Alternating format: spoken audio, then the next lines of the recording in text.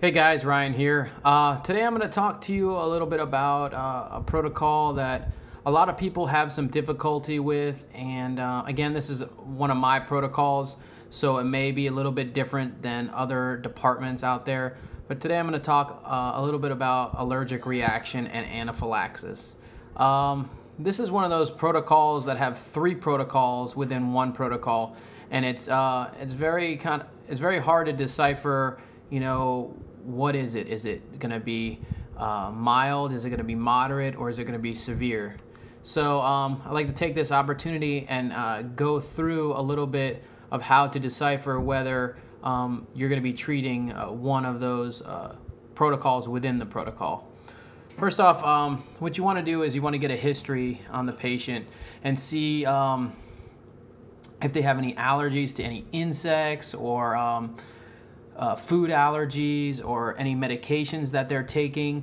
Have they been exposed to anything? Are they wearing any new type of clothing? Has anything happened in the past that would cause this type of reaction that they're actually having?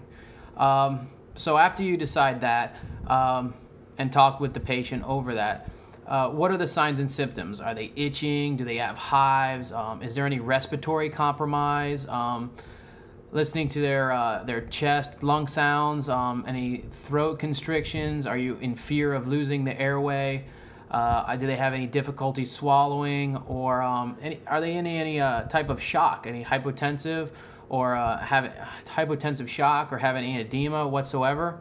Those are some of the things that you're going to need to touch base with the patient about, and you have to get these quick because you may wind up maybe the patient's airway is swelling and you're not going to get that information, or you can get the information from another person on scene, whether it be their parent or a friend or a roommate, anybody on scene that knows the patient's medical history.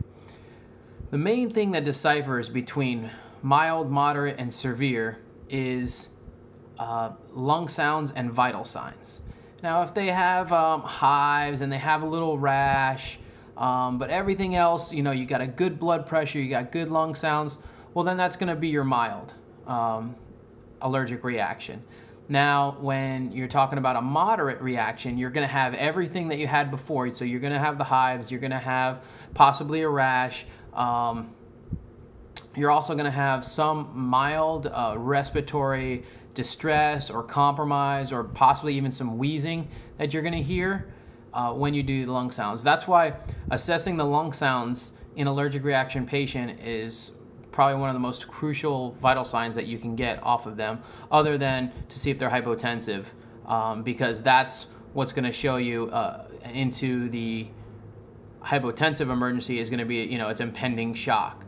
So each one is going to have a different treatment for that protocol within the protocol. So under mild, we're going to go ahead and give our Benadryl. It's going to be 25 to 50 milligrams IV or IM, depending on your protocols. It may be a little bit different, but that's what I'm going to go ahead and do. And then as far as your moderate allergic reaction, I'm going to go ahead and start a CombiVent, which is going to be your albuterol and your Atrovent, along with giving your Benadryl as well, which you gave for the mild. Now, going into the severe, if you're hypotensive, you have wheezing, and it's impending shock, you need to get on board. You need to get some epi on board, which is going to be your 0.3 milligrams of epinephrine via either an auto-injector, or you can use 0.5 milligrams sub-Q, 1 in 1,000.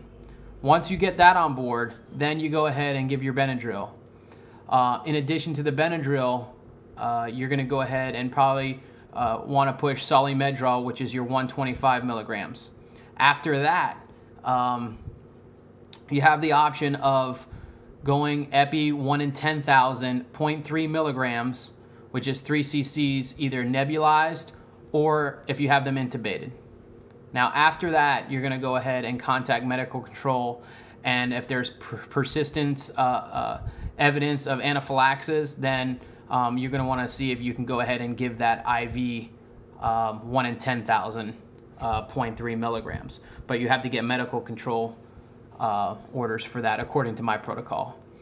But you know, there's certain differences about anaphylaxis, and I hope this helped out a little bit because a lot of people do mix them up and they don't know when to treat mild, moderate, or severe. So I hope this helped out a little bit, and look forward to the next one.